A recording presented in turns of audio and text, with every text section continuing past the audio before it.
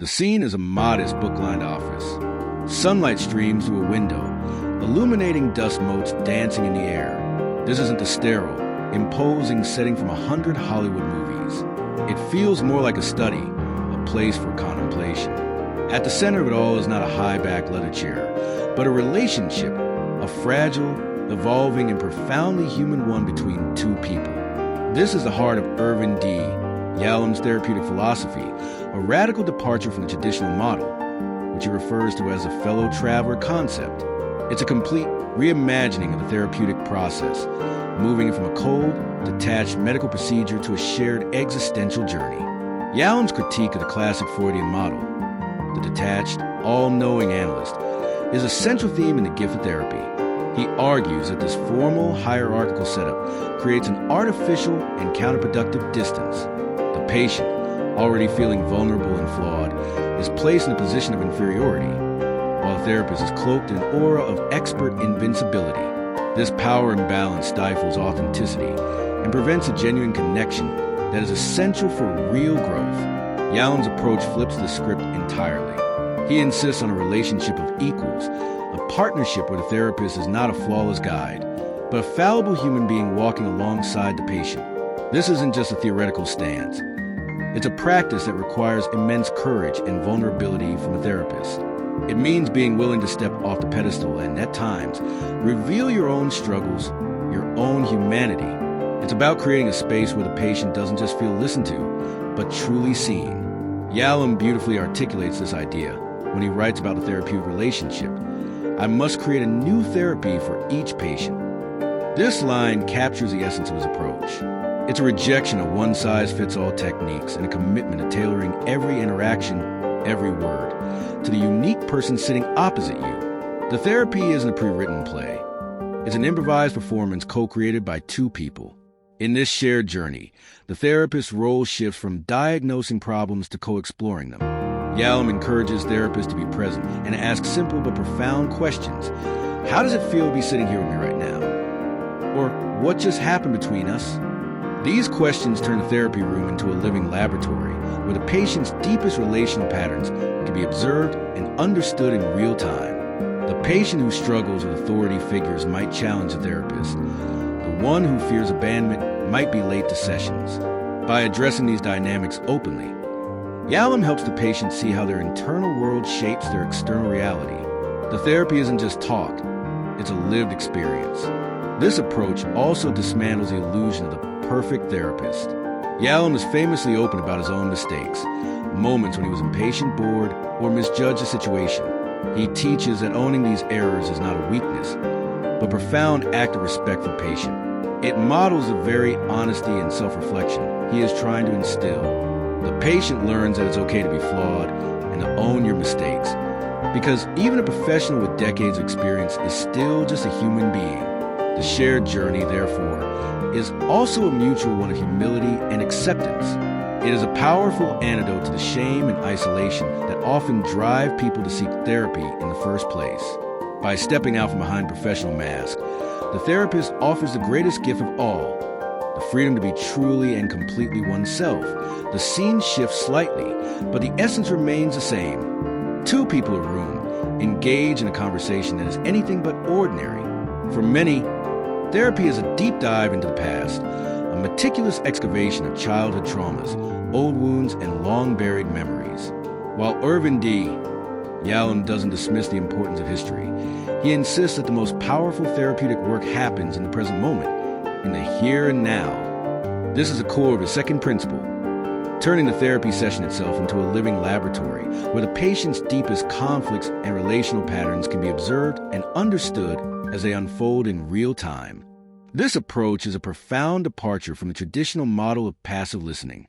Yalom encourages therapists to be active participants, constantly tuning into the subtle dynamics of the conversation. What is happening between the two of you right now?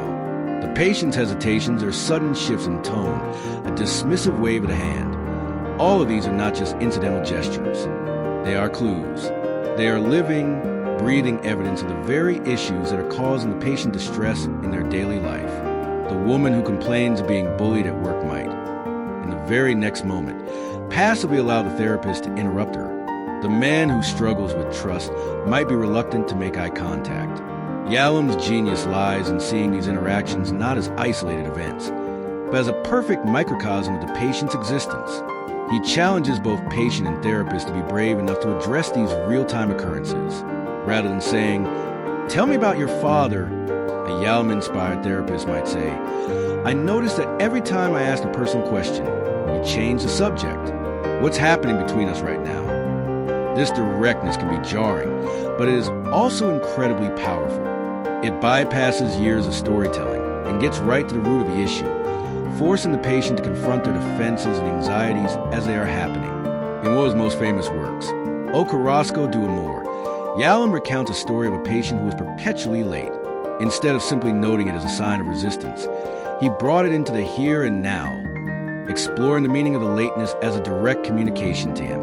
Through this exploration, they uncovered the patient's deep-seated fear of commitment and abandonment, a fear that was playing out right in the therapy room. This focus on the present moment transforms the therapeutic space from a place of recollection into a place of direct experience. The patient can't intellectualize or rationalize their way out of a feeling that is actively happening. They're forced to feel it, to sit with it, and to explore with a therapist as a witness and guide. This process can be uncomfortable, but it is also profoundly liberating. By understanding how their internal world manifests in the therapy room, the patient gains the tools to recognize and alter these patterns in their life outside the office. The therapy becomes not just a space for talking about problems, but a space for solving them in the very act of being. The goal is to move from a place of mere intellectual understanding to a place of felt, embodied change. And that can only happen when we are brave enough to confront the truth of the moment we are in. The therapy office is more than just a room. It's a sanctuary where the most profound and terrifying truths of human existence are allowed to be spoken. While many people enter therapy to discuss a failing marriage or a difficult job, Irvin D, Yalom argues that these everyday problems are often just symptoms of much deeper, unspoken anxiety. This anxiety, he posits, stems from what he calls the four givens of existence: death, freedom, isolation, and meaninglessness. These are the universal truths that everyone at some level must confront, and Yalom's work is dedicated to helping people face them head-on. Yalom's existential approach stands apart because it doesn't just focus on the what of the problem, but on the why behind it. For example, a patient struggling with anxiety might be unconsciously grappling with the fear of death. The realization that life is finite can lead to a desperate need to control everything, to avoid risks, and to cling to familiar. Yalom's therapy doesn't just offer coping mechanisms for anxiety. It helps the patient explore the underlying fear of mortality, allowing them to find a more profound peace and a greater appreciation for the time they have. In his book, A Courage de Schopenhauer, he masterfully weaves the philosophical ideas of Schopenhauer into the therapeutic process, showing how a conscious acceptance of our shared mortality can actually be a source of liberation, inspiring us to live more authentically. The second given, freedom, is equally daunting. Yalom emphasizes that we are fundamentally responsible for our own lives. There is no divine plan or predetermined destiny. We have the freedom to choose, and with that freedom comes a terrifying burden of responsibility. This can manifest as an inability to make decisions, a constant search for external validation, or a refusal to take ownership of one's actions. The therapeutic goal here is to guide the patient toward embracing their freedom. This isn't about blaming them, but about empowering them to recognize their agency and see that they have the power to create their own life. This is a difficult but essential step towards self-actualization. Next is isolation. We are born alone and we die alone. Despite our connection to others, there is a fundamental, existential loneliness that we all carry. This is not the same as social isolation. One can be surrounded by people and still feel profoundly alone. This fear can lead to codependency, a desperate need for constant companionship, or an inability to form deep, meaningful bonds. Yalom's therapy helps patients navigate this truth, not by eliminating the loneliness, but by teaching them to find comfort and strength in their own solitude. By accepting their fundamental separateness, they can learn to form healthier, more authentic connections with others. Finally, the given of meaninglessness. In a vast and different universe, how do we find purpose? Yalom's answer is not to search for a pre-existing meaning, but to create it. He believes that meaning is a human construct, something we build through our love, work, and relationships. A patient feeling a void or a lack of purpose is guided to look within, to identify what truly matters to them, and to build a life around those values. The therapy is a collaborative process of helping the patient find their own answers, not providing a ready-made one. It is a journey from despair to purpose, from confusion to clarity. These 4 truths are the unspoken secrets that Yalom brings into the light. By creating a safe space for these terrifying subjects, he helps patients move past the surface-level problems and confront the core anxieties of being human. The result is a profound transformation, leading to a life not just without symptoms, but with a deeper sense of authenticity, purpose, and peace that in the traditional therapeutic model. The therapist is often an enigma, a blank slate onto which the patient projects their feelings and fantasies. This detachment is meant to ensure objectivity, but for Irvin D. Yalom, it can be a significant barrier to authentic connection. In his book, The Gift of Therapy, he champions the practice of judicious self-disclosure, the intentional and thoughtful sharing of therapist's own feelings or experiences in a way that benefits the patient. This isn't about a therapist dominating the conversation or satisfying her own ego.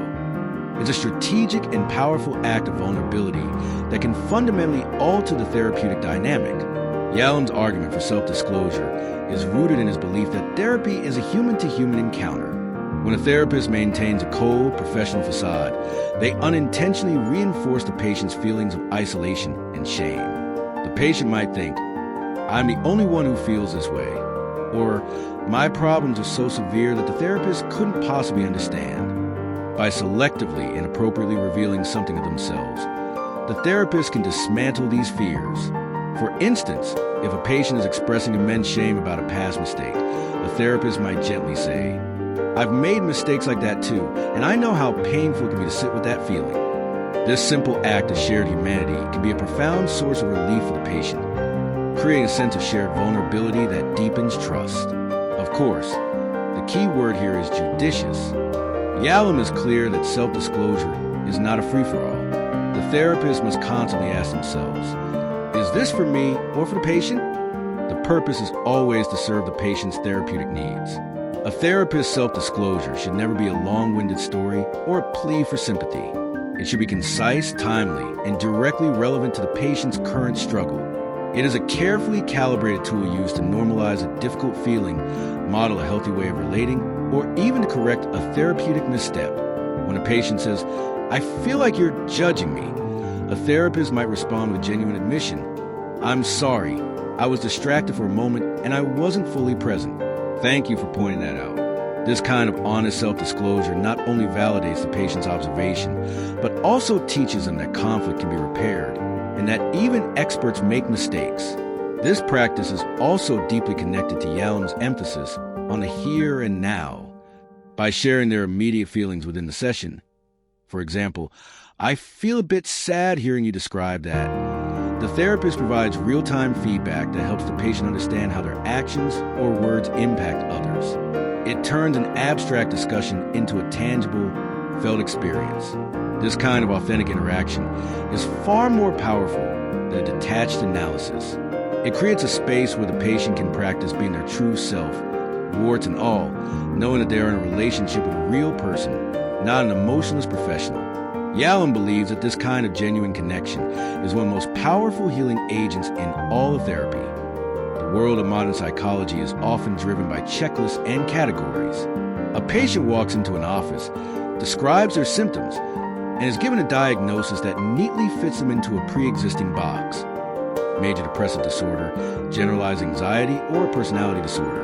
While these labels can be useful for research and communication among professionals, Irvin D. Yalom issues a powerful warning against them. He argues that a diagnosis, if taken too seriously, can blind therapists to the most important thing of all: the unique, individual story of the human being sitting in front of them. For Yalom, the therapy room is not a clinic for fixing a disease. It's a sacred space for understanding a life. Yalom's resistance to a rigid reliance on diagnosis is rooted in his profound humanism. He believes that every person is a singular, irreplaceable entity with a complex history, a unique set of fears, and idiosyncratic way of seeing the world. A A diagnostic label can reduce this complexity to a sterile clinical term, stripping the patient of their individuality.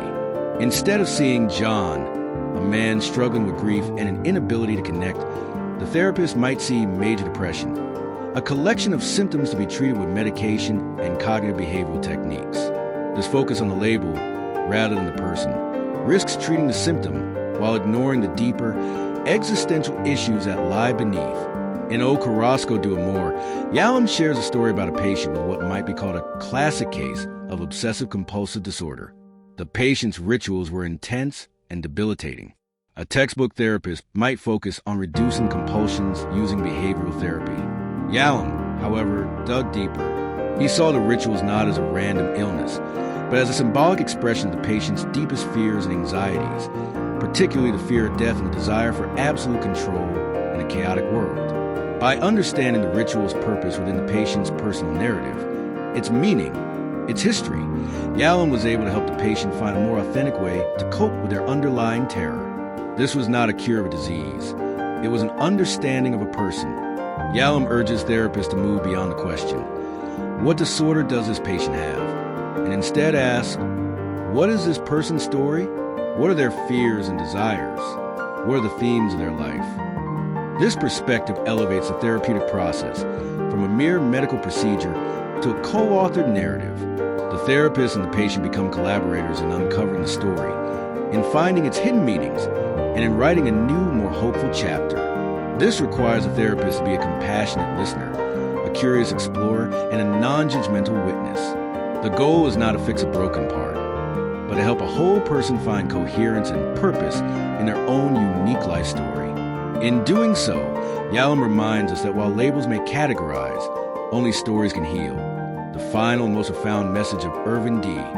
Yalom's philosophy is that the goal of therapy is not to be cured, but to learn how to live. The work done inside the therapist's office is merely the beginning, a training ground for the ultimate task. To become your own therapist and lead an authentic, purposeful life. Yalom's book, The Gift of Therapy, is not just a guide for professionals. It is a profound testament to the human capacity for self-awareness and personal growth. The true gift is not the therapy itself, but the skills and courage to continue the journey long after the sessions have ended. Yalom's approach focuses on empowering the patient, not making them dependent. The therapist's role is to act as a temporary companion, a guide who helps the patient navigate the difficult terrain of their own inner world. They teach the patient to look inward, to confront their fears, to accept their own responsibility, and to find their own meaning. This process of introspection and self-discovery is the very core of existential therapy. Once the patient has learned to sit with their own anxiety, to face their mortality, and to find purpose in a seemingly meaningless world, they no longer need an external guide.